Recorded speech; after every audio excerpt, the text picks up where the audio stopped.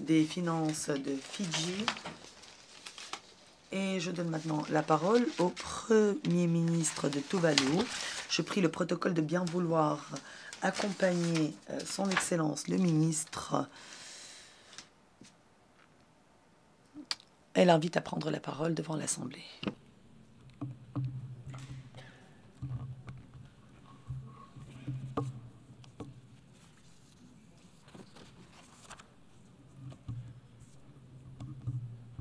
Mr. President, Monsieur le Président, Excellences, Mesdames et Messieurs les représentants, j'ai l'insigne honneur de m'adresser encore une fois à cette auguste Assemblée en tant que Premier ministre de Tuvalu.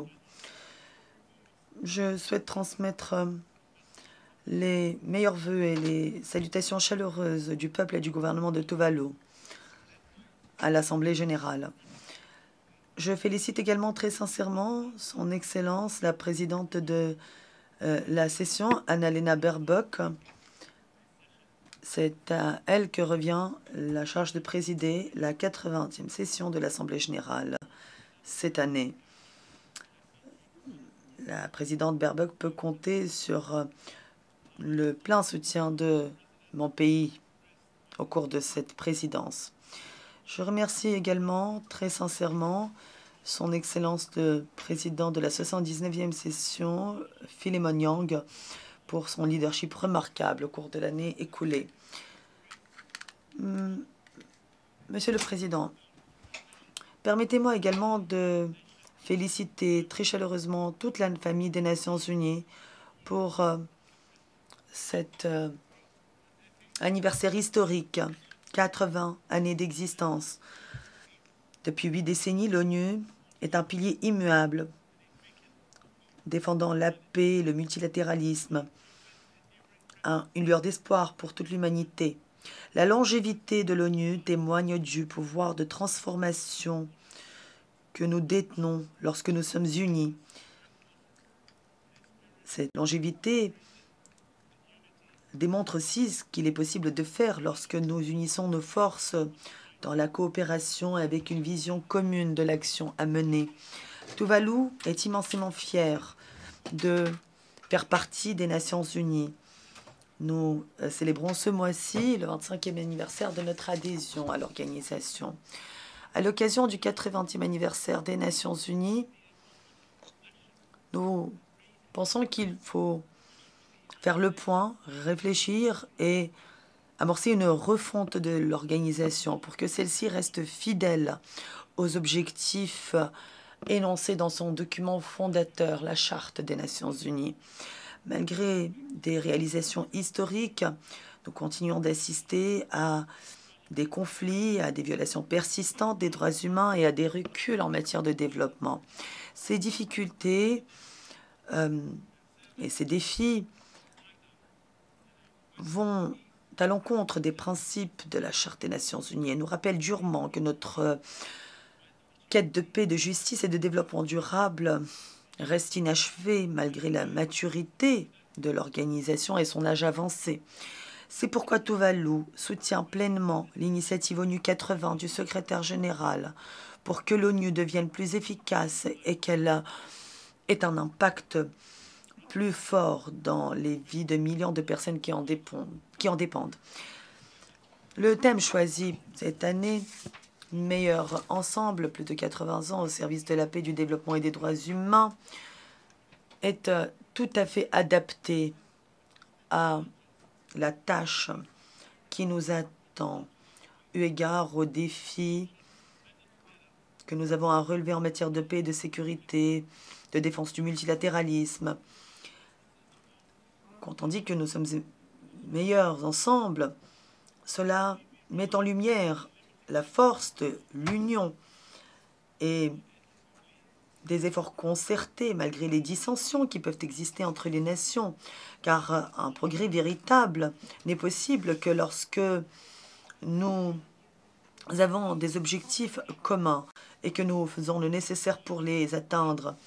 La paix, la sécurité et le développement durable n'auront pas beaucoup d'importance si les plus vulnérables sont laissés pour compte. C'est pourquoi je salue votre vision pragmatique. C'est en allant dans cette direction que nous pourrons faire la différence au cours de cette session. Pour Tuvalu, Monsieur le Président, les changements climatiques et la montée du niveau de la mer demeurent une menace des plus graves pour notre sécurité. C'est donc une priorité absolue, tant en matière de sécurité qu'en matière de développement. Ce sont des défis pluridimensionnels, donc revêtant plusieurs dimensions, donc, et des questions transversales qui remettent en question la souveraineté future et le statut d'État d'un pays comme le nôtre. C'est également essentiel de régler ces problèmes pour préserver les conditions de vie de nos populations en termes de sécurité alimentaire, d'approvisionnement en eau, de sécurité de la terre, de la sécurité économique et tout simplement de prospérité. Tuvalu continue de défendre les pays les plus vulnérables face aux effets des changements climatiques en lien avec l'élévation du niveau de la mer due au changement climatique. Tuvalu poursuit donc ses efforts pour préserver son statut d'État et sa souveraineté. Nous souhaitons changer les pratiques des États et amender le droit international pour tenir compte des effets des changements climatiques et du montée du niveau de la mer sur la continuité des États et la permanence des frontières maritimes clairement délimitées, sur les droits aux ressources qui se trouvent dans les zones maritimes aussi, et ce conformément à la Convention sur le droit de la mer des Nations Unies. Nous avons d'ailleurs pris des mesures unilatérales et audacieuses à cet égard. Tuvalu a amendé sa constitution pour que notre statut d'État soit pérenne, que nos frontières maritimes soient protégées et restent permanentes, quoi qu'il advienne du territoire terrestre de Tuvalu en raison du changement climatique. Grâce au traité d'union de Falepili, conclu entre Tuvalu et Australie, l'Australie s'est engagée légalement à reconnaître la souveraineté de Tuvalu dans la perpétuité. Ainsi, il sera possible de favoriser la mobilité humaine en respectant la dignité et les droits des populations concernées. Tuvalu appuie également les efforts que déploie l'Assemblée générale des Nations unies, qui a fait de cette question du montée du niveau des mers une question distincte à son ordre du jour. Nous saluons la tenue d'une réunion de haut niveau l'an dernier sur cette question. Tuvalu se félicite de la décision prise à l'Assemblée générale des Nations unies qui consiste à convoquer une autre réunion de haut niveau à la 81e session en septembre 2026 afin d'envisager l'adoption d'une déclaration des Nations unies sur la montée du niveau des mers. Ça devrait être un point décisif, un tournant pour consacrer les engagements sur le long terme, afin que les États insulaires comme le mien ne soient pas livrés à eux-mêmes face à la perspective de pertes et de préjudices irréversibles. Pour cette déclaration sur la montée du niveau des mers, Tuvalu défend l'inclusion dans la déclaration des questions suivantes. Premièrement, affirmer la continuité du statut d'État et la permanence des frontières maritimes dans les conditions de crise climatique en tant que principe de coopération internationale. Deuxièmement, promouvoir la mobilité humaine de manière sécurisée, organisée et digne. Troisièmement, appuyer la préservation des cultures et du patrimoine des communautés touchées. Quatrièmement, financer de manière adéquate et innovante l'adaptation des plus vulnérables. Et enfin, garantir l'accès aux connaissances données et aux sciences pour permettre une bonne planification stratégique, renforcer la résilience et favoriser la coopération mondiale. Tuvalu se félicite des avis consultatifs récemment rendus par la Cour internationale de justice et le Tribunal international sur le droit de la mer concernant les obligations des États en lien avec les changements climatiques. Le 21 mai 2024, le tribunal sur le droit de la mer a rendu son premier avis consultatif de l'histoire sur le changement climatique. Pour la première fois, des obligations importantes ont été attribuées aux principaux pollueurs en matière d'atténuation des émissions de gaz à effet de serre afin de prévenir des dégâts catastrophiques. ils seront tenus de verser des réparation en cas de violation de ces obligations. L'avis consultatif historique de la CEJ, rendu en juillet de cette année, valide le fait que le changement climatique est une menace urgente et existentielle pour la vie humaine et les écosystèmes naturels. Tant la CEJ que le tribunal sur le droit de la mer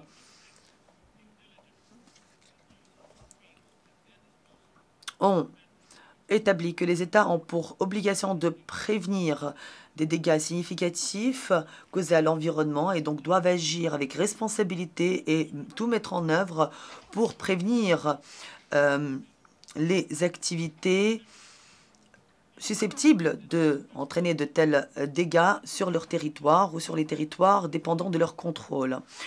Les avis consultatifs ont également affirmé les principes de continuité du statut d'État et de permanence des frontières maritimes dûment délimitées malgré les effets des changements climatiques et de la montée du niveau de la mer. Ces avis consultatifs sont donc des jalons historiques car ils font passer le débat des engagements politiques à des obligations juridiquement contraignantes.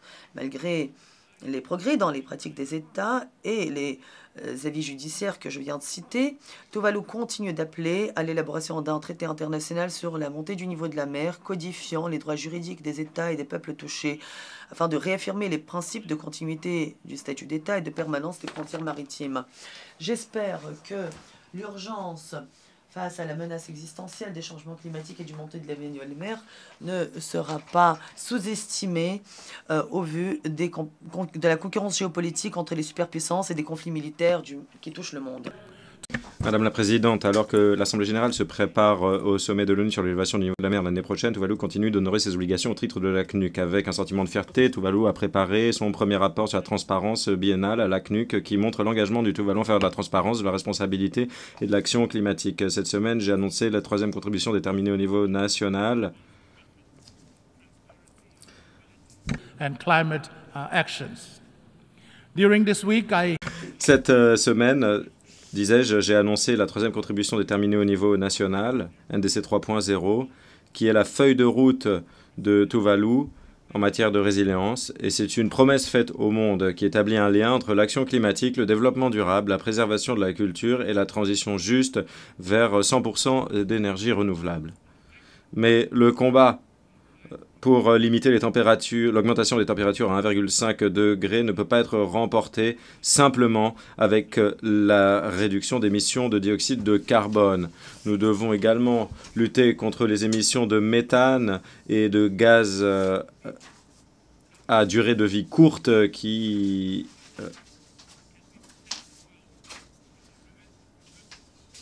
empêchent un réchauffement à court terme pour éviter et qui évite ce faisant qu'une décarbonation plus profonde ne soit plus ancrée. Il n'y a qu'à ce moment-là que nous pourrons protéger le monde d'un tournant irréversible, notamment le blanchiment du corail qui dévaste nos océans.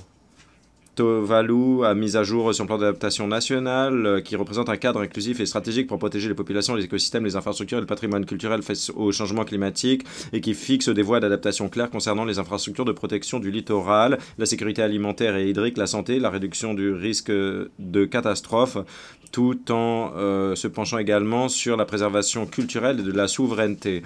Tuvalu soutient également le traité de non-prolifération des combustibles fossiles, une initiative qui prévoit une sortie progressive de l'utilisation des combustibles fossiles et qui appelle tous les pays sérieux dans leur combat contre la crise climatique à rejoindre cette initiative pour agir de manière décisive pour protéger notre planète et les générations à venir.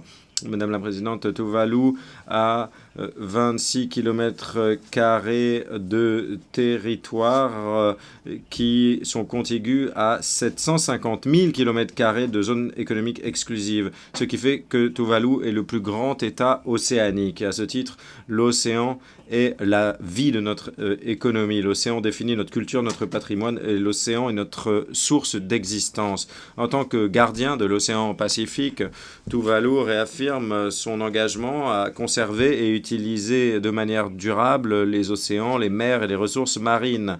À cet effet, Tuvalu est en train de mettre au point sa toute première politique océanique nationale, non seulement pour coordonner et orienter la mise en œuvre de nos engagements au titre de l'ODD 14, mais également pour honorer nos obligations concernant la préservation de nos océans et le fait qu'ils restent sains.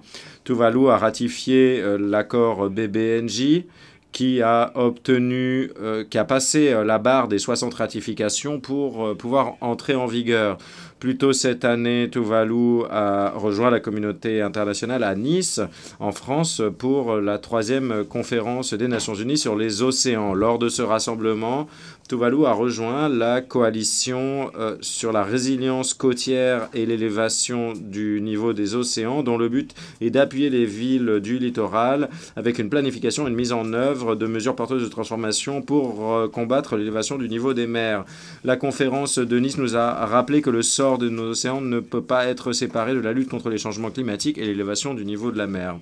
Les engagements pris à Nice doivent être mis en œuvre avec détermination par le biais de partenariats renforcés, de financements prévisibles qui autonomisent les communautés se trouvant en première ligne pour conserver et utiliser de manière durable les océans aux conditions qui leur conviennent. Reconnaissant la nécessité d'avoir une approche holistique de la paix et de la sécurité, les dirigeants du Forum des îles du Pacifique cette année ont entériné la déclaration sur l'océan de paix du Pacifique bleu, une initiative dont le but est de donner plus de visibilité à la dimension paix de la sécurité régionale et de promouvoir une vision de la stabilité et de la résilience appartenant au Pacifique. Le Tuvalu est fier d'annoncer son engagement ferme de co-faciliter les travaux de la coalition des pionniers des océans avec la France et le Panama. Tuvalu a rejoint les Amis de l'océan et du climat. Il s'agit d'un groupe inclusif et officieux pour faire avancer les actions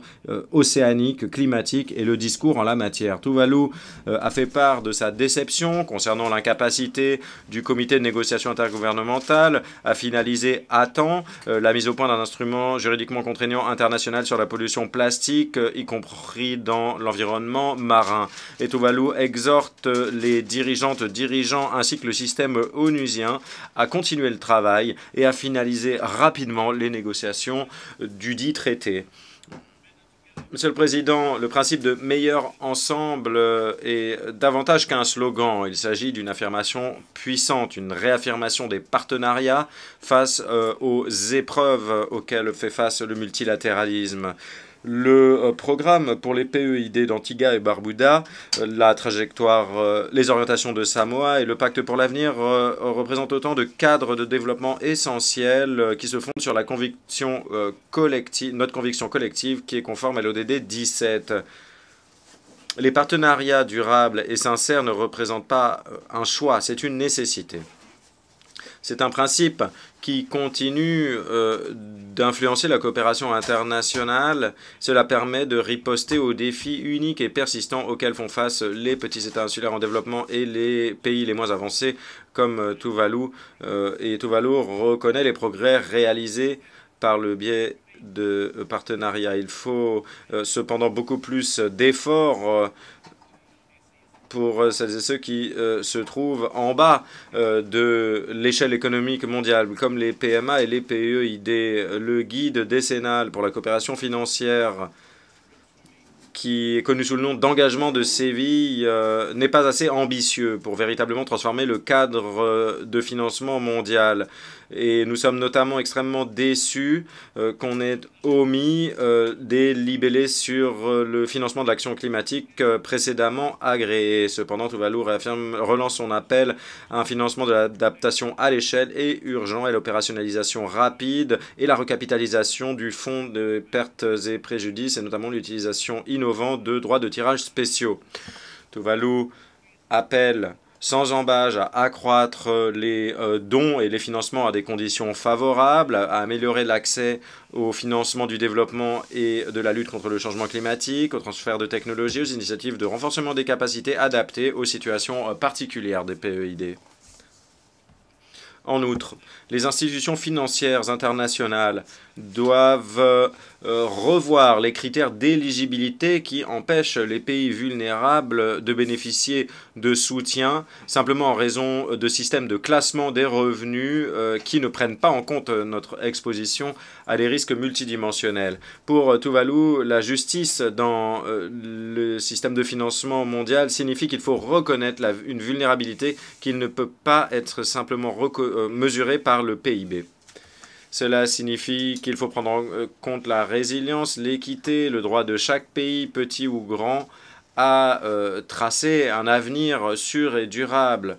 L'assistance en temps utile et ciblée, ce n'est pas de la charité, c'est une question de justice et de survie. Et pour toutes les raisons submentionnées, Tuvalu a rejoint le mécanisme de résilience du Pacifique. Il s'agit d'un fonds géré par le Pacifique, conduit par le Pacifique pour répondre aux besoins spécifiques des pays insulaires du Pacifique en matière d'adaptation face au changement climatique. Tuvalu appelle la communauté internationale, notamment les pays développés et les organisations partenaires, à appuyer la capitalisation de ce fonds.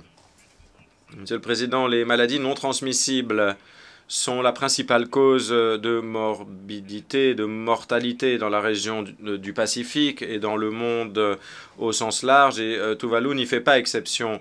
Les modes d'alimentation de mauvaise qualité, l'obésité intrinsèquement liée aux défis en matière de sécurité alimentaire sont des facteurs clés de l'aggravation de ces problématiques sanitaires publiques.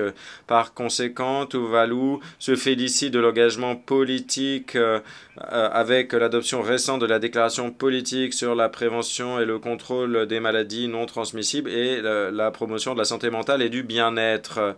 La reconnaissance de la nécessité d'avoir des mesures intersectorielles coordonnées montre qu'il y a un sens de responsabilité collective. C'est un bon exemple du soutien critique nécessaire pour les pays les plus touchés par les maladies non transmissibles. À l'échelon national, Tuvalu est pleinement engagé à respecter les engagements ébauchés dans cette déclaration, dans notre quête collective visant à réaliser les cibles mondiales d'ici 2030. Monsieur le Président, plus tôt cette année, nous avons commémoré le 30e anniversaire de la 4e conférence mondiale sur les femmes et la déclaration de Beijing et le plan d'action de Beijing, considéré comme étant la feuille de route la plus progressiste pour faire avancer les droits des femmes. Tuvalu réaffirme son attachement à l'égalité de genre et nous avons pris des mesures importantes dans cet objectif. La constitution de notre pays interdit maintenant la discrimination en fonction du sexe. Nous avons intégré l'égalité de genre dans nos législations les plus importantes. L'année dernière, en 2024, Tuvalu a adopté une politique en matière d'équité de genre nationale plus moderne, mise à jour, pour veiller à l'autonomisation des femmes et à la protection des femmes vis-à-vis de la violence dans tous les secteurs. Les droits des femmes ne sont pas seulement des droits humains, c'est également le socle du développement durable, de la paix et de la résilience. Pour Tuvalu, cela signifie qu'il faut veiller à ce que les femmes ne soient pas seulement intégrées, mais qu'elles occupent des fonctions dans les espaces de prise de décision, depuis les conseils municipaux jusqu'aux négociations au niveau mondial. De la même manière, Tuvalu accorde une grande importance au rôle des jeunes pour bâtir un avenir plus juste, durable et inclusif. Vu que nous avons également célébré hier le 30e anniversaire du programme d'action mondiale pour la jeunesse, je saisis cette occasion pour souligner notre soutien au développement et au rôle de chef de file de la jeunesse. Nous devons continuer de réunir les conditions qui permettent à nos jeunes de réaliser leur plein potentiel en tant qu'agents actifs du changement, en tant qu'innovateurs et en tant que partenaires pour réaliser les objectifs de développement durable. Tuvalu reconnaît que le développement inclusif ne peut pas être atteint sans une participation pleine et sur un pied d'égalité des femmes et de la jeunesse. Monsieur le Président, si on projette le principe d'inclusivité et de ne laisser personne de côté, et si on l'applique au système onusien, Tuvalu regrette profondément l'exclusion continue de la République de Chine, Taïwan, du système onusien. En tant que partenaire fiable et de longue date de Tuvalu, Taïwan a toujours fait la preuve de son attachement à la coopération internationale en réalisant des contributions importantes dans un large éventail de secteurs du développement. Tuvalu est fermement convaincu que la résolution 2758 de l'Assemblée générale de l'ONU n'empêche pas la participation significative de Taïwan aux travaux du système onusien, et Tuvalu appelle à l'adhésion de Taïwan à l'ONU en tant que membre de plein droit et à ces institutions spécialisées. De la même manière, il est regrettable de constater que le peuple cubain continue de pâtir du fardeau économique de sanctions économiques unilatérales de longue date qui entravent une assistance au développement international essentielle ainsi que des partenariats nécessaires pour le relèvement et la reconstruction. Tuvalu estime que les sanctions qui isolent et appauvrissent des peuples entiers contreviennent à l'esprit de la charte de l'ONU. Tuvalu appuie la levée de ces sanctions et se fait l'écho des autres États membres qui appellent à radier Cuba de la liste des États qui soutiennent le terrorisme. Monsieur le Président, la semaine prochaine, le 1er octobre, nous célébrerons le 47e anniversaire de l'indépendance de Tuvalu.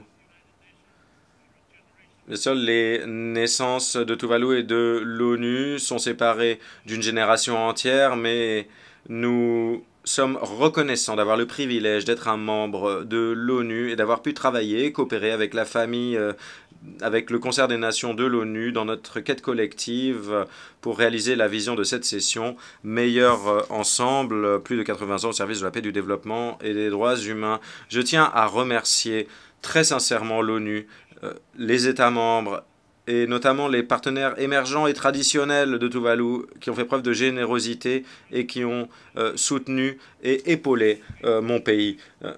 Monsieur le Président, en guise de conclusion, alors que nous échangeons, que nous interagissons à l'occasion de cette 80e session historique de l'Assemblée générale, nous devons être pleinement conscients des défis complexes et considérables auxquels fait face la communauté internationale. Et pourtant, l'histoire nous a montré qu'aucun défi n'est insurmontable lorsqu'on y fait face ensemble, dans la solidarité et lorsqu'on poursuit les mêmes objectifs. Dès lors, j'appelle les États membres et la famille onusienne à aller de l'avant dans l'unité, guidés par nos objectifs partagés et notre mission commune.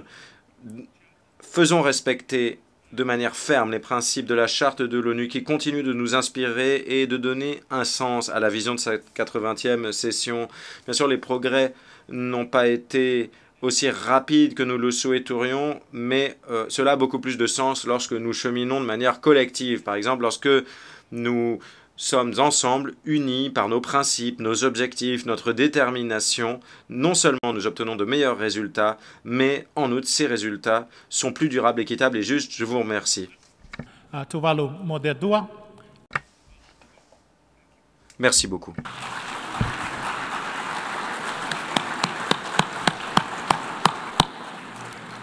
On behalf of the Assembly, I wish to...